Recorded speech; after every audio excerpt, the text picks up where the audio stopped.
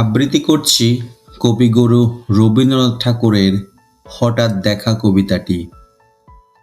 রেলগাড়ির কামরায় হঠাৎ দেখা, ভাবিনি সম্ভব হবে কোনোদিন। আগে ওকে বারবার দেখেছি লাল রঙের শাড়িতে, ডালিম ফুলের মতো রাঙা। আজ পরেছে কালো রেশমের কাপড়, আঁচল তুলেছে মাথায়। দোলন চাপার মতো চিকন গৌর মুখখানি ঘিরে মনে হলো কালো রঙে একটা গভীর দূরত্ব ঘনিয়ে নিয়েছে নিজের চারদিকে।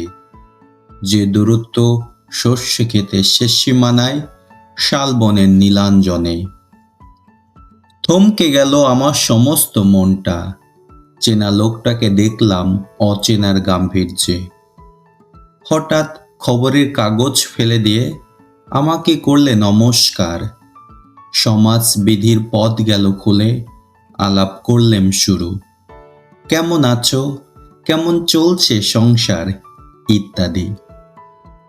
সে রইল জানালার বাইরের দিকে চেয়ে, যেন কাছের দিনের ছোঁয়ায় পার হওয়া চাহনিতে। দিলে অত্যন্ত ছোট দুটো একটা জবাব, কোনোটা বা দিলেই না। বুঝিয়ে দিলে হাতের অস্থিরতায়, কেন এইসব কথা, এর চেয়ে অনেক ভালো চুপ করে থাকা। আমি ছিলাম অন্য বেঞ্চিতে ওর সাথীদের সঙ্গে।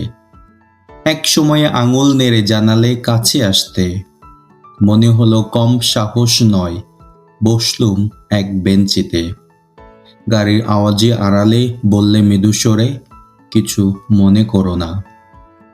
সময় কোথায় সময় নষ্ট করবার, আমাকে নামতে হবে পরের স্টেশনেই।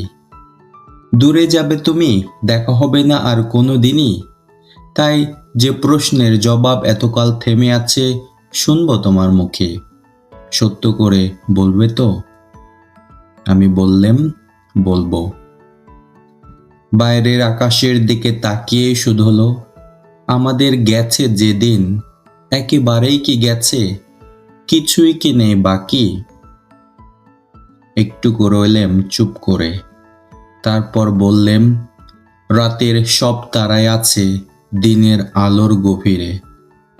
খটকা লাগলো, কি জানি বানিয়ে বললেম নাকি। ও বললে, থাক, এখন যাও ওদিকে। সবাই নেমে গেল পরের স্টেশনে। আমি চললেম একা একা, শুধুই একা।